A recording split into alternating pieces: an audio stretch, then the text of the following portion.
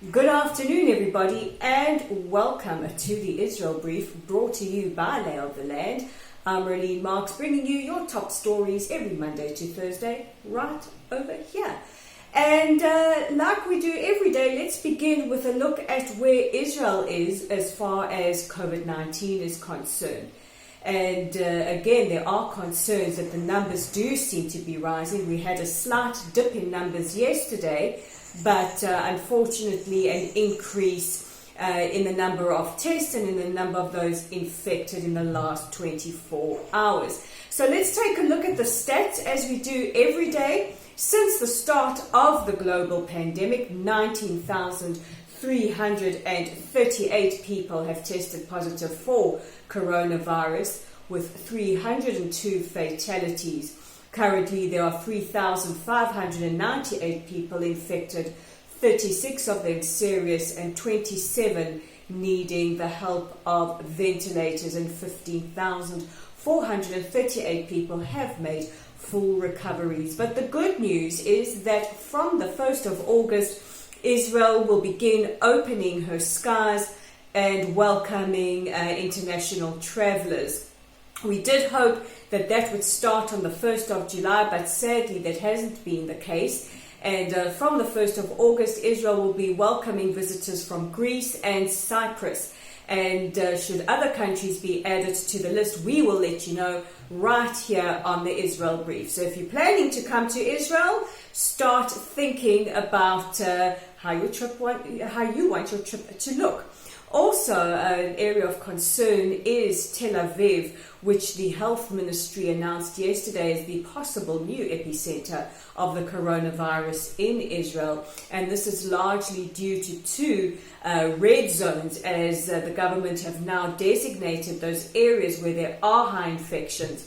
Ichilov Hospital has 11 staff members who tested positive, and a nursing home had at least 10 residents, that tested positive for coronavirus. Now, what the government has decided to do is to put these kind of areas under tougher restrictions so that the rest of the country can carry on as normal and we can get that economy going while protecting those that are sick and very, very vulnerable. In other news, Hamas allowed for entities within the Gaza Strip yesterday to fire a rocket into southern Israel. The rocket landed in an empty field, and thank goodness there were no casualties or no damage. And in response, the IDF struck Hamas targets within the Gaza Strip. Now, Hamas say that this is resistance to the possible annexation, but there have been spurts of rocket attacks over the last couple of months. And now this also coincides with an increase in the amount of arson balloons that have been sent from the Gaza Strip into southern Israel. Over the weekend, the IDF investigated whether several fires were started from these arson balloons. However, the Israeli government said they will be allowing at least $10 million in aid from Qatar to the Gaza Strip on condition that these arson balloons stop. And in some good news, there has been a significant victory in our fight against the boycott, divestment and sanctions movement, and this time it comes courtesy of the Balearic Islands in Spain.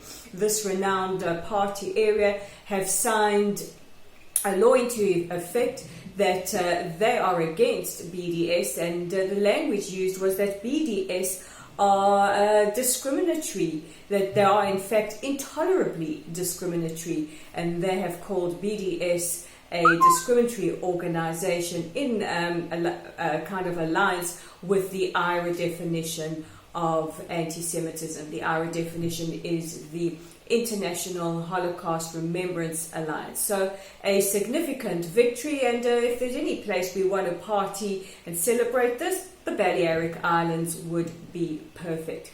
So these are your top stories making headlines in Israel today. Don't forget that we always have original content going up on our Lay of the Land website.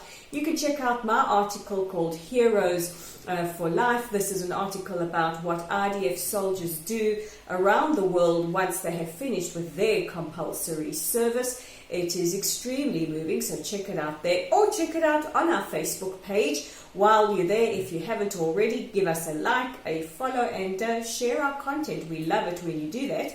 And if you want your news from Israel on YouTube, and also to help us make sure that Israel's side of the story gets out to more and more people, please visit our YouTube channel at The Israel Brief. And all we ask you to do is give a big subscribe on the red subscribe button. So with today's top stories from Israel, I'm Rolene Marks. This is The Israel Brief. We will chat again tomorrow.